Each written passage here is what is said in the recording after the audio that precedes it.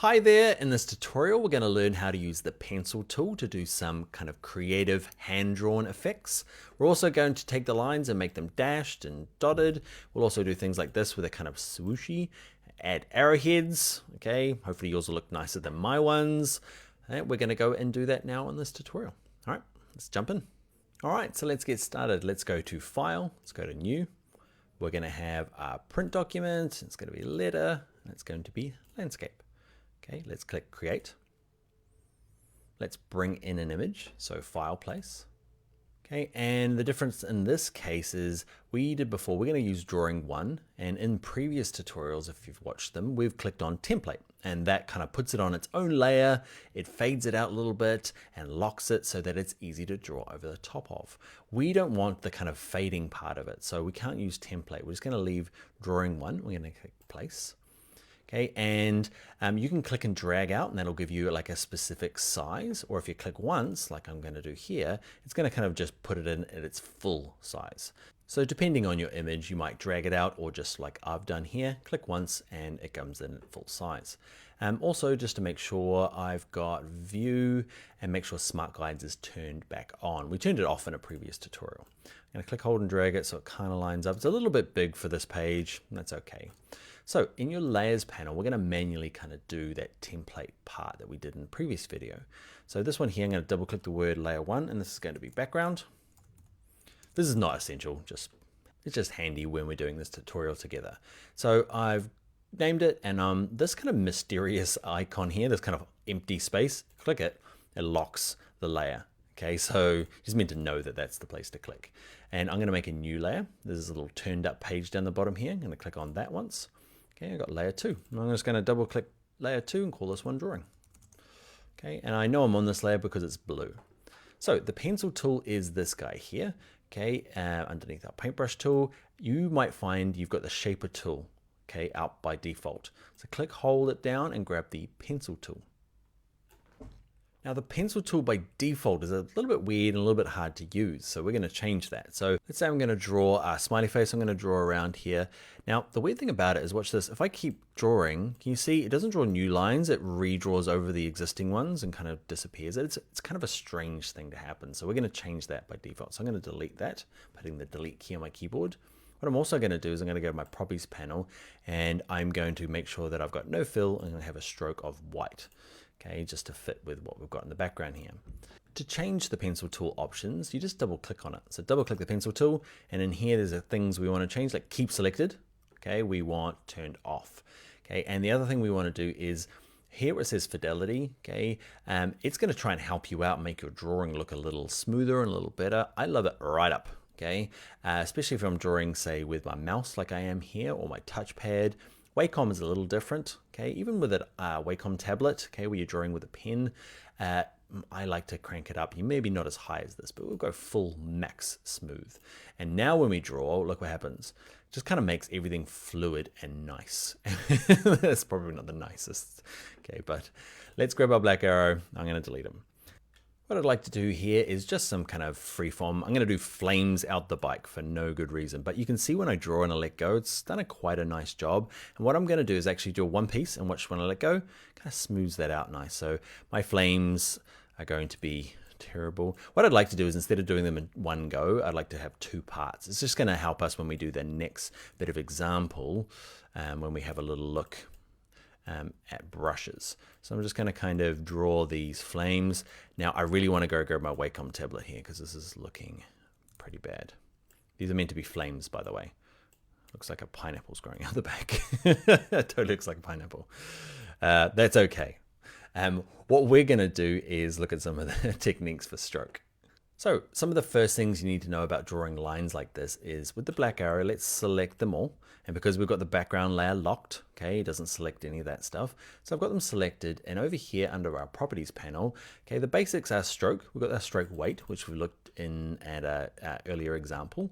Okay, I'm going to crank it up to say 6 points just so I can show you some of these other options for stroke. Now to open up all the advanced settings for stroke, you just click on the word stroke and it kind of opens them all up. If you want to go a different way, there's a way of opening up that panel forever by going to Window and open up stroke. So if you're getting sick of having to open it and you've got a big enough computer, okay, you can just go to Window and stroke, and it's only giving you the tiny options. Weird, I know. But if you double click the word stroke, double click it again, it's got like 3 modes. 4 modes. Small version, stupid version, massive version. I don't know why they've got these different versions. Okay, but if you keep clicking on it, you'll find that's the like big version. I'm going to use this option in here, okay, just so it collapses back in and better use of my space. So I'm going to click on it, and the first thing we're going to look at is the capping. Okay, so this changes quite a bit of the look. So I'm going to zoom in a little bit of my pineapple flames. Okay, so I'm going to click on stroke.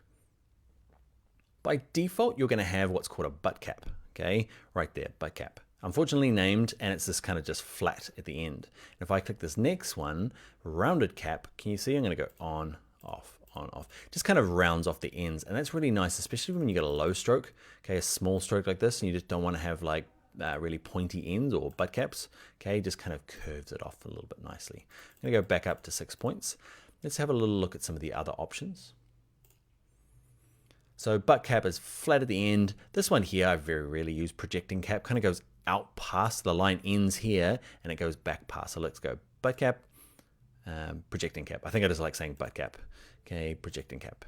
Actually, I'm going to leave it on butt cap. Okay, and we've got these corners here. So lots of these lines aren't corners, they're just straight lines. This one here is a corner, and did I do any other ones? I think just this one here. Look what happens when I change it from a corner of a mitered join to a round join. Okay, can you see where it goes around this curve? It's rounded on the edge. Okay, so the joins are different. And this last one here kind of bevels it off like an edge. I never use that one either. So either of those first two are quite good. I'm going to leave those as is. And what might look good for our flaming pineapple now is down here, right at the bottom, something called profile. Profile is a nice way of just changing the line instead of being perfect all the way along. Look on this one here, just kind of makes it tapered at both ends. You can kind of see that gets projected onto our lines. That's kind of why I wanted having separate lines, because you get this kind of like pointy ends on both sides. Whereas this one here, it's pointy at the tippy tips, okay, but not, it's quite thick through the middle here. Up to you.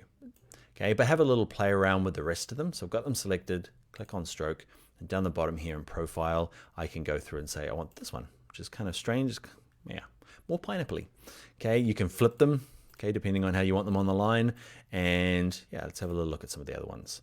I'll let you have a look, okay? Points, other ones. I'm going to probably go back. I like this one, I think, this width profile 5. I'm going to use him. Cool. Now there's a couple more things I want to show you about strokes, drawing with strokes. One of them is, say, arrows. Okay, so I'm just going to grab my pencil tool again. Okay, and I'm going to draw something that looks like that. Meant to be like the wheels turning. That's what it's meant to look like. Okay, that's okay. Okay, with it selected, I'm going to grab my black arrow. I'm going to click both of these by dragging a box around them. And what I'll do is go to stroke. And this one here, arrowheads, are quite important. Well, quite useful, okay? So with it selected, the two lines, you've got a beginning and an ending. And it really depends on which way you started drawing. Play with both. Okay, I'm going to go arrow here. It's kind of not the way I wanted it. So that's actually the end, not the beginning. I want it turning this way. Okay, so if you scroll down the arrowheads, eventually they turn into the kind of tail ends of the arrow. And this is going to look better for the beginning. Okay, and by better, it's a pretty wonky arrow. I'm going for this hand-drawn look. Okay, so profile as well, I might go through and try and make it look nicer. Now, you can see I added that kind of profile the same as this one over here, but it just doesn't look the same if I click off. Okay, it's quite thin. It just means the stroke width isn't that high. So with them selected, I'm going to raise the stroke width. Now, what happens with arrowheads is that by default, they've got a weird proportion to the line. Okay, so a 4-point arrowhead's really big. So when I click on stroke, there's a percentage underneath both of these ends. And you can see if I scale this one down, it's going pretty slow. So I'm going to toggle it down to maybe, say, 20% of the line and 20% of the line. Why? Because that looks a bit weird, but I want to increase this kind of stroke width.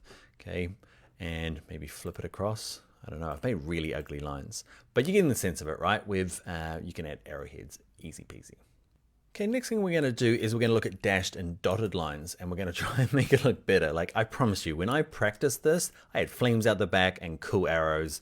It's turned not so good in actual practice. All right, so what we're going to do is like do a little dotted line around here, so it looks like it's cut it. Not dotted line, a dashed line, so it looks like she could be cut out. So pencil tool again, I'm going to just draw a really rough kind of line around the outside. Line around the outside.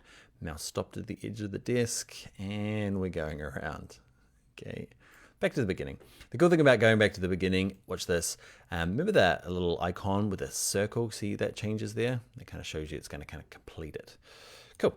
So not hard. If I select on the line and I click on stroke, there is a dashed line. Click on it, magically dashed. If I click off, okay, dashed line.